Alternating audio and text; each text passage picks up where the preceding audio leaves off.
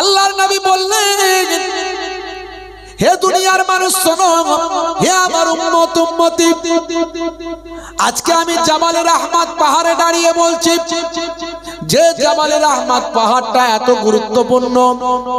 আরাফাতের ময়দানে পাহাড়ে দোয়া চাইলেন, আমার আল্লাহ দোয়াটা কবুল করেন। আপনারা জানেন এই পাহাড়েই বসে বসে হযরতে আদম আলাইহিস সালাম দোয়া খানা করেছিলেন। আমার আল্লাহ হযরতে আদম নবীকে যখন জান্নাত থেকে বের করে শ্রীলঙ্কার সিংহল, ভাইরা আমার একটা পাহাড় আছে, ওই পাহাড়টার নাম হলো ভাই আমার তারা বলে অ্যাডাম পাহাড়, আমরা বলি আদম পাহাড়। এই শ্রীলঙ্কার সিংহলে ওই পাহাড়ের উপর একটা কম বেশি প্রায় 7 ফুটের কাছাকাছি একটা পায়ের ছাপ। এই পায়ের ছাপটা আজও দেখার জন্য পৃথিবীর বিভিন্ন পর্যটকেরা সেখানে ভিড় জমায়। শ্রীলঙ্কার জমিনে যদি আপনি যান, সেখানে গিয়ে বলবেন অ্যাডাম পাহাড়ে আমি যাব। এ তরুণ যুবকেরা, বিভিন্ন ধর্ম সম্প্রদায়ের মানুষ, তারা বলে আমাদের ধর্মগুরুর পায়ের ছাপ যেন একেবারে 5টা পায়ের আঙুলের চিহ্ন এখনো আপনি পাবেন। হে তরুণ যুবকেরা, আমাদের ধর্মীয় মতে, আমাদের ইসলামী নিদর্শন অনুযায়ী হযরতে আদম নবীকে আমার আল্লাহ এই শ্রীলঙ্কার সিংহলে পাঠিয়েছিলেন। তৎকালীন যুগে এই শ্রীলঙ্কাটা ভারতের আন্ডারে ছিল। হে তরুণ যুবকেরা, আদম নবী হলেন আমাদের আদি পিতা, সেই জন্য এই ভারতবর্ষ হলো মুসলমানদের বাপের দেশ। কথা ঠিক না ভুল বলেন? যারা বলে মুসলমানদের তাড়িয়ে দেব, এই করে দেবো, ওই করে দেবো, তারাবি কোথা বাবা? এটা তো আমাদের বাপের দেশ। কথা ঠিক না ভুল? আমার বাপের দেশে আমরা আছি। লড়াইটা আমাদের হিন্দু মুসলমান খ্রিস্টান জৈনদের সঙ্গে নয়, লড়াইটা হলো এক শ্রেণীর চক্রান্তকারী যারা মুসলমানদেরকে নিয়ে খেলা খেলছে। সব ভোটের রাজনীতি। সব কিসের রাজনীতি? ভোট। ভোট মিটে গেলে দেখবেন আবার ঠান্ডা। ভোটের আগে অনেক কিছু হবে, কিভাবে কি করলে জেতা যায় সেই সব। লড়াইটা এই এক শ্রেণীর চক্রান্তকারী, এই এক শ্রেণীর সাম্প্রদায়িক ব্যক্তি যারা ইসলামের শত্রু, মুসলমানদের শত্রু, তাদের সঙ্গে, হিন্দুদের সঙ্গে নয়। লড়াই হিন্দুদের সঙ্গে নয়, লড়াই খ্রিস্টান জৈন বৌদ্ধদের সঙ্গে নয়। বুঝতে পারছেন বন্ধুরা? আমার তরুণ যুবকেরা, হযরতে মা হাওয়া আলাইহিস সালামকে জেদ্দাতে নামিয়ে দিলেন। হে তরুণ যুবকেরা, 350 বছর হযরতে আদম নবী কান্না করেছিলেন আল্লাহর কাছে, আয় আমার আল্লাহ, আয় আমার মাবুদ, আমাকে ক্ষমা করে দেন, আমি ভুল করে ফেলেছি, আপনার নির্দেশ অমান্য করেছি। ওই গমদম ফল খেয়ে ফেলেছিলেন জান্নাতে, ভাই আমার শয়তানি চক্রান্ত ওয়াসওয়াসার মধ্যে থেকে গিয়ে। হে তরুণ যুবকেরা, আমার আল্লাহ হযরতে আদম নবীর দোয়া কবুল করেনি। 350 বছর দোয়া চেয়েছেন, 350 বছর কেঁদেছেন, এত কান্না কেঁদেছেন। হে তরুণ যুবকেরা, চোখের পানি শুকিয়ে গেছে। হযরতে আদম নবীর কান্না, ভাই আমার, আকাশ বাতাস মুখরিত হয়েছে, সবাই কান্না করেছে। সেই আদম নবী সর্বশেষ কান্না যখন করেছিলেন, এই জাবালে রাহমাত পাহাড়ে উঠে তিনি আল্লাহর দরবারে কেঁদেছিলেন। কাঁদতে কাঁদতে বলেছিলেন, আয় আমার মাবুদ, মনে পড়ে গেছে আমার যখন আমি জান্নাতে ছিলাম, তোমার একজন মাহবুব বান্দা নামটা জান্নাতের দরজায় দেখেছিলাম। তিনি হবেন আমার পরের প্রজন্ম, আমারই বংশধর, আমারই সন্তান। তিনি হবেন তোমার শেষ নবী, তিনি হলেন আখিরি জামানার পয়গম্বর, জগতের শেষ নবী জনাবে মুহাম্মদ মুস্তাফা সাল্লাল্লাহু আলাইহি ওয়াসাল্লাম। আয় আমার মাবুদ, সেই তোমার প্রিয় বান্দা, তোমার প্রিয় হাবিব, আখির জামানার পয়গম্বর, তার খাতিরে তুমি আমার দোয়া কবুল করে না। আমার আল্লাহ বললেন বাবা আদম এবারে তুমি এমন অজুহাত নিয়ে এসেছো, এমন ওসিলা নিয়ে এসেছো, এবার আর আমি তোমাকে ফেরাতে পারলাম না। যাও যাও যাও হে আদম, আমি তোমার দোয়াটা কবুল করে নিলাম। যে পাহাড়ে হযরতে আদম নবীর দোয়া কবুল হয়েছিল সেই পাহাড়টা হলো আরাফাতের ময়দানে, পাহাড়টার নাম হলো জাবালে রহমত। সেই জাবালে রহমত পাহাড়ের উপর একটা পিলার দেওয়া আছে, আদম নবীর স্মৃতির জন্য সেখানে রাখা আছে। হযরতে আদম নবী মাথা তুলে দেখলেন হযরতে মা হাওয়া আলাইহিস সালাম জেদ্দার দিক থেকে হেঁটে হেঁটে আসছে। জোরে হবে না, জোরে হবে না। আল্লাহর নবী সেই পাহাড়ে ওয়াজ করেছিলেন, শেষ ওয়াজ, যেটা হলো আল্লাহর নবীর বিদায় ওয়াজ। 1,20,000 সাহাবায়ে কেরামদের সামনে ওই জাবালে রহমত পাহাড়ে দাঁড়িয়ে আল্লাহর নবী ওয়াজ করেছিলেন। আর সেদিন কোরআন মাজিদের আয়াতে কারিমা জিবরাইল ফেরেশতা নিয়ে এসেছিলেন, আল ইয়াউমা আকমালতু লাকুম দীনাকুম ওয়া আতমামতু আলাইকুম নি'মাতি ওয়া রাদিতু লাকুমুল ইসলাম দীনা। এই কোরআন মাজিদের এই আয়াত সেদিন নাজিল হয়ে ইসলাম ধর্ম আমার আল্লাহ কমপ্লিট করেছিলেন। এই কমপ্লিট হওয়ার আয়াত নাজিল হলো, আল ইয়াউমা আকমালতু লাকুম দীনাকুম, মুকাম্মাল করে দিলাম আপনাদের জন্য আমি আল্লাহ তাআলা দ্বীনকে, ইসলামকে। জোরে বলুন সুবহানাল্লাহ। তার মানে এতদিন ইসলাম ধর্ম কমপ্লিট ছিল না, সেদিনই ইসলাম ধর্ম কমপ্লিট হলো। অনেকে বলে না যে ইসলাম ধর্ম আমাদের নবী আখিরি জামানার পয়গম্বর থেকে এসেছে, তারা জানে না। ইসলাম ধর্ম এসেছে, ভালো করে শুনে রাখুন, মানুষকে বলতে পারবে ইসলাম ধর্ম এসেছে বাবা আদম নবী থেকে। জোরে বলুন সুবহানাল্লাহ। ইসলাম ধর্ম হলো সবচেয়ে প্রাচীন ধর্ম। কোরআন মাজিদ খুলে দেখুন, সব নবীদের ধর্ম ছিল ইসলাম, সব নবীরা ছিলেন মুসলিম। জোরে বলুন সুবহানাল্লাহ। বন্ধুরা আমার, তরুণ যুবকেরা আমার, মুরব্বিয়ানেরা আমার আল্লাহ সেদিনে আয়াত নাজিল করে জানিয়ে দিলেন, ওয়া আতমামতু আলাইকুম নি'মাতি, আমি আল্লাহ আমার নিয়ামতকে পরিপূর্ণ করে দিলাম। ওয়া রাদিতু লাকুমুল ইসলাম দীনান, ইসলামকে আমি আল্লাহ আপনার জন্য মনোনীত, আপনাদের জন্য মনোনীত করে দিলাম। জোরে বলুন সুবহানাল্লাহ। হে তরুণ যুবকেরা, হে আমার বন্ধুরা, শুনে রেখে দিন বাবা, জেনে রেখে দেন, আমার আপনার নবী বললেন, আয় আমার উম্মত উম্মতে, আমি হলাম শেষ নবী, আমার পরে আর কেউ নবী আসবে না। আনা খাতামান নবিয়িনা লা নবিয়্যা বাদি। তবে মনে রাখবে, কাল কিয়ামত পর্যন্ত নবী না এলেও নবীদের ওয়ারিস আসবে, নবীদের বংশধর আসবে। কারা নবীদের বংশধর, কারা ওয়ারিস? পীরের ছেলে পীর হবে না, না না, এটা কোথাও লেখা নাই। নবীর ছেলে নবী হবে এমন কথা কোথাও লেখা নাই।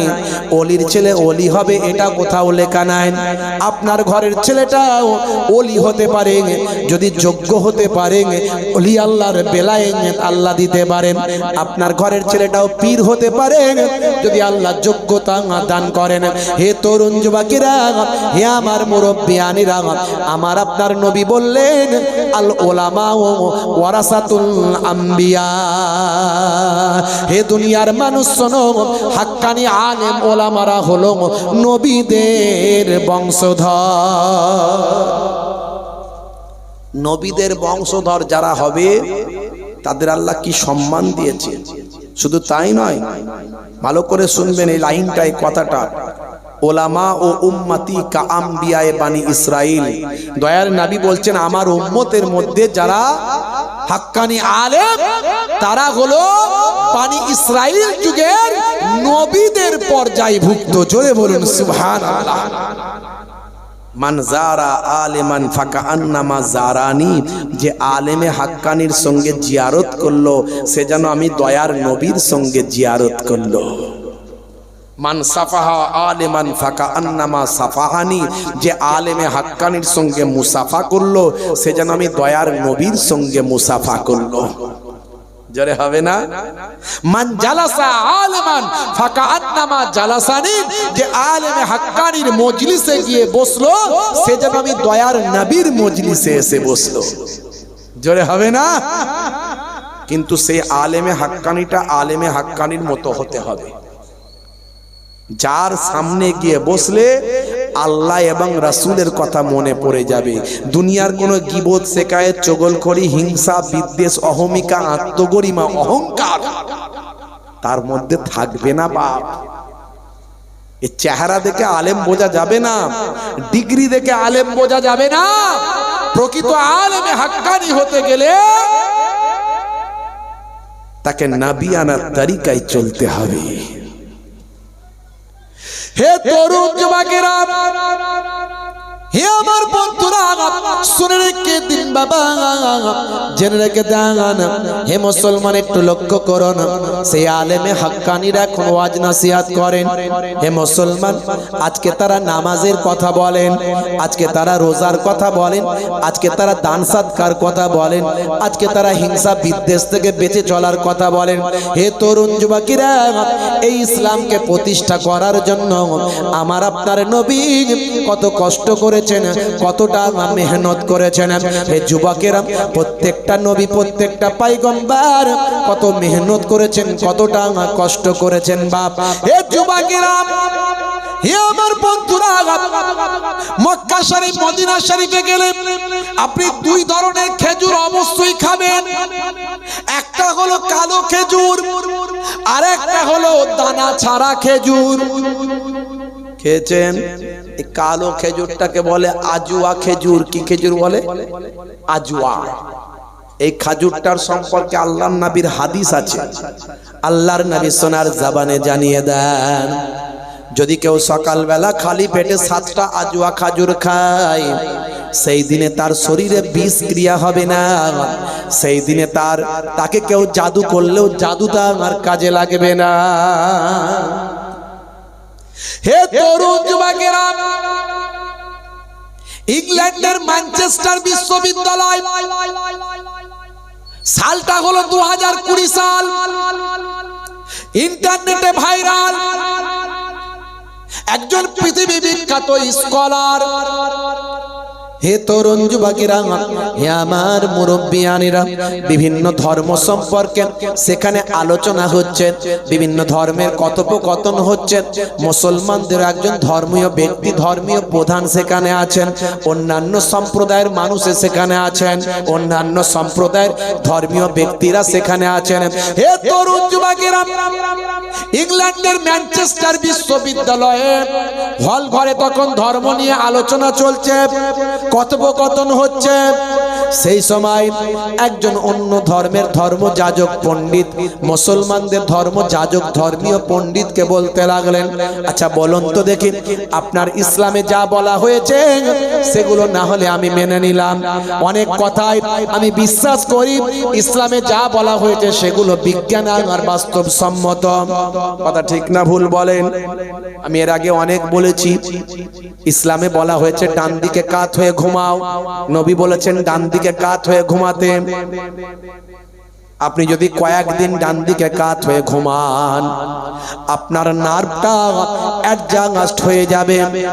আপনি মাত্র 21 দিন চেষ্টা করুন, 21 দিন পর থেকে আপনার নার্ভ অটোমেটিক, আপনার নার্ভ আপনাকে সুলি ডান দিকে কাত করে দেবে। 1450 বছর আগে নবী বললেন, যখন তোমরা ঘুমাবে ডান দিকে কাত হয়ে ঘুমাবে। আজকের স্বাস্থ্য বিশেষজ্ঞরা বলেন বাম দিকে থাকে হার্ট। হার্টের কাজ কি? আমরা যে খাদ্যটা আমরা খাই, এই খাদ্যটা থেকে 3 ধরনের জিনিস তৈরি হয়। একটা হলো ব্লাড, খাবার থেকে ব্লাড তৈরি হচ্ছে। আমার আল্লাহর কুদরতি মেশিন সম্পর্কে যদি আপনি চিন্তা করেন আপনি অবাক হয়ে যাবেন ভাই। আজকে আপনার চোখ আছে আপনি কিছু ভাবছেন না, আপনার হাত আছে আপনি কিছু ভাবছেন না। যার হাত নাই যার চোখ নাই তাকে জিজ্ঞাসা করুন। এই যে জিহবা, এই জিহবাতে 3 ধরনের স্বাদ পাওয়া যায়। আমি বলছি না, সায়েন্স বলছে, বিজ্ঞান বলছে জিহবার এই ডগে অর্থাৎ সামনে যে টেস্ট পাবেন মাঝখানে সেই টেস্টটা আপনি পাবেন না, হয়তো আমরা বুঝতে পারি না।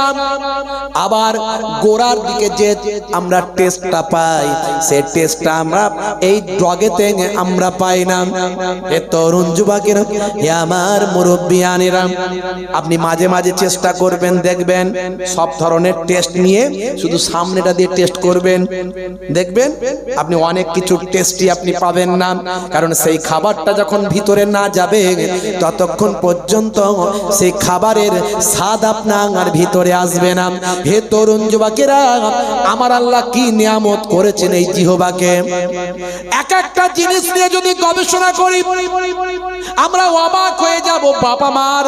হে তরুণ যুবকেরা, খাদ্যটা আমাদের শরীরে যাওয়ার পর আমার আল্লাহ আপনার আমার ভিতরে এমন স্টমাক করেছেন, পাকস্থলীকে এমন ভাবে তৈরি করেছেন, মেশিন দিয়েছেন, সেই মেশিনে খাবারটাকে পিষে সেখান থেকে একটা ব্লাড তৈরি হয়ে যায়।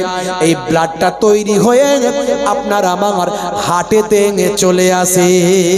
এই যে হার্ট, এই হার্টের কাজ কি? আবার হার্টের কাজ হলো সরু সরু যে তারগুলো আছে, তার আমাদের শরীরে যে তার আছে এগুলোকে আমরা বলি শিরা উপশিরা। এই তারের মাধ্যমে পায়ের নখ থেকে মাথার চুলের গোড়া পর্যন্ত এই হার্ট ব্লাডকে সাপ্লাই করে। যখন ব্লাড কমে যায় মানুষ শেষ। কথা ঠিক না ভুল? বলছে থ্যালাসেমিয়া হয়েছে। কেন রে ভাই? যে ব্লাড আর তৈরি হচ্ছে না। হে তরুণ যুবকেরা, হে আমার বন্ধুরা, এই হার্টের কাজ হলো ব্লাডকে পাম্পিং করে শরীরের বিভিন্ন অর্গানগুলোতে পৌঁছে দেওয়া। 1450 বছর আগে নবী বললেন, যখন ঘুমাবে ডান দিকে কাত হয়ে ঘুমাও। স্বাস্থ্য বিশেষজ্ঞরা বলছে নবী তো ঠিক বলেছেন, কারণ বাম দিকে যদি কেউ কাত হয়ে ঘুমায় তাহলে হতে পারে তারা হার্টেতে প্রেসার পড়বে, হার্টেতে চাপ পড়লে ব্লাড সার্কুলেশন, ব্লাড পাম্পিং হতে অসুবিধা হবে। এর ফলে ঠিক মতো সার্ভিস হবে না, শরীরের বিভিন্ন অর্গানগুলোতে ব্লাড পৌঁছাবে না। এতে ভাই আমার প্যারালাইসিস হতে পারে, ব্লাড সার্কুলেশন বন্ধ হলে বিভিন্ন রোগ হতে পারে, অসুখ হতে পারে। হে তরুণ যুবকেরা, 1450 বছর আগে আল্লাহর নবী যা বলেছেন আজকের যুগে সব বিজ্ঞান আর বাস্তবতায় পরিণত হয়েছে। এরকম উদাহরণ আমি অনেক দিতে পারি, আপনাদের মাঝখানে এরকম উদাহরণ আমার অনেক আছে। তরুণ যুবকেরা, আর একটা উদাহরণ আমি আপনাদের মাঝখান থেকে দিই। সূরার নাম সূরা নাবা। এই সূরা নাবা যদি আপনি খোলেন, এখানে আমার আল্লাহ মানুষকে কি কি দান করেছেন তার একটা ছোট্ট নমুনা এখানে আমার আল্লাহ তুলে ধরেছেন। আমার আল্লাহ মানুষকে কি কি নিয়ামত দিয়েছেন সেই নিয়ামতের কথাগুলো এখানে ছোট ছোট করে আমার আল্লাহ বলে দিয়েছেন। হে তরুণ যুবকেরা, সূরার নাম সূরা নাবা, আয়াত নাম্বার হলো 8, 9, 10। এগুলো যদি আপনি দেখেন পাবেন। 8 নাম্বার আয়াতে আমার আল্লাহ বলছেন, ওয়া খালাকনাকুম আজওয়াজা ওয়া জাআলনা নাওমাকুম সুবাতা ওয়া জাআলনাল লাইলা লিবাসা ওয়া জাআলনান নাহারা মাআশা ওয়া বানাইনা ফাওকাকুম সাবআন শিদাদা। বলুন না সুবহানাল্লাহ, জোরে হবে না? বন্ধুরা আমার, তরুণ যুবকেরা, এখানে 10 নাম্বার আয়াতে আমার আল্লাহ বলছেন ওয়াজআলনাল লাইলা লিবাসা, আমি আল্লাহ মানুষকে মানুষের জন্য সৃষ্টি করেছি, রাতকে পোশাক বানিয়েছি। আমি আল্লাহ মানুষের জন্যই রাতকে পোশাক বানিয়েছি। হে তরুণ যুবকেরা, হে আমার মুরব্বিয়ানেরা, পোশাকের কাজ হলো শরীরকে ঢাকা রাখা, কথা ঠিক না ভুল? পোশাকের কাজ কি? শরীরকে ঢেকে রাখা, হ্যাঁ তাই তো। আল্লাহ বলছেন রাতকে তোমাদের জন্য পোশাক বানিয়েছি, তার মানে রাতের বেলা এমন ভাবে তুমি থাকো যাতে অন্ধকার রাত তোমাদের ঢেকে রাখে। জোরে হবে না? হে তরুণ যুবকেরা, হে আমার বন্ধুরা, আল্লাহর নবী হাদিস পাকের ভিতরেও বলেছেন একই কথা, যখন তোমরা ঘুমাতে যাবে আলোটা নিভিয়ে দেবে। হাদিসে আছে না নাই? বন্ধুরা আমার, হে যুবকেরা, মুরব্বিয়ানেরা, 1450 বছর আগের কথা এগুলো। সে সময় কোনো প্যাথোলজি ছিল না, কোনো ভাই আমার কোনো রকম গবেষণা কেন্দ্র ছিল না, আল্ট্রাসাউন্ড ছিল না, এক্সরে মেশিন ছিল না, ইউএসজি ছিল না, নাসা ছিল না, ইসরো ছিল না। পৃথিবীর কোনো মানুষের এসব কথা জানার ক্ষমতা ছিল না। হে তরুণ যুবকেরা, 1450 বছর আগে এগুলো কোরআনের কথা, হাদিসের কথা। আজকের যুগের বিজ্ঞানের গবেষণায় বেরিয়ে আসে 1450 বছর আগের কথাগুলো মিলে যায়। বিজ্ঞান বলছে, সায়েন্স বলছে, মাথা থেকে কমপক্ষে 5 ধরনের হরমোন নিঃসৃত হয়। ভালো করে শুনে রাখুন, মাথা থেকে 5 ধরনের কম বেশি হরমোন তৈরি হয়। হে তরুণ যুবকেরা, তার মধ্যে এক ধরনের হরমোন যখন মানুষটি ঘুমিয়ে থাকে এবং গভীর ঘুমে যখন আচ্ছন্ন থাকে, আর ঘরটা যদি অন্ধকারের ভিতরে থাকে, চোখ যখন সিগন্যাল দিয়ে ব্রেনকে জানিয়ে দেয় যে অন্ধকারের ভিতরে আছে এবং গভীর ঘুমে আচ্ছন্ন আছেন, তখন মাথার পেছন সাইড থেকে এক ধরনের হরমোন নিঃসৃত হয়। এই হরমোনটার নাম হলো মেলাটোনিন হরমোন। আমি বলছি না, সায়েন্স বলছে, ইন্টারনেট সার্চ করবেন পাবেন। এই মেলাটোনিন হরমোনটার কাজ কি একটু শুনে রাখেন। এর আগেও আমি বলেছি, আজও আমি বলছি, এই মেলাটোনিন হরমোনটা বের হয়ে আপনার আমার রক্তের সঙ্গে মিশে যায়। এই মেলাটোনিন হরমোনটা বের হয়ে রক্তের সঙ্গে মিশে গিয়ে শরীরকে ক্যান্সারের জীবাণু থেকে রক্ষা করে। ভাই জোরে হবে না? জোরে হবে না? এখনো কি কোরআন বিশ্বাস হয় না? বলুন তো দেখি বাপ। আমি অনেক উদাহরণ দিয়েছি, এরকম কম বেশি অর্ধশত উদাহরণ আমার আছে পকেটে রাখা, কিছু কম বেশি। বেশি বলতে গিয়ে সময় আমি অতিবাহিত করব না। এই যে যখন আজুয়া খাজুরের কথাটা বললাম না, কিছু মানুষ অবাক হয়ে যেতে পারে।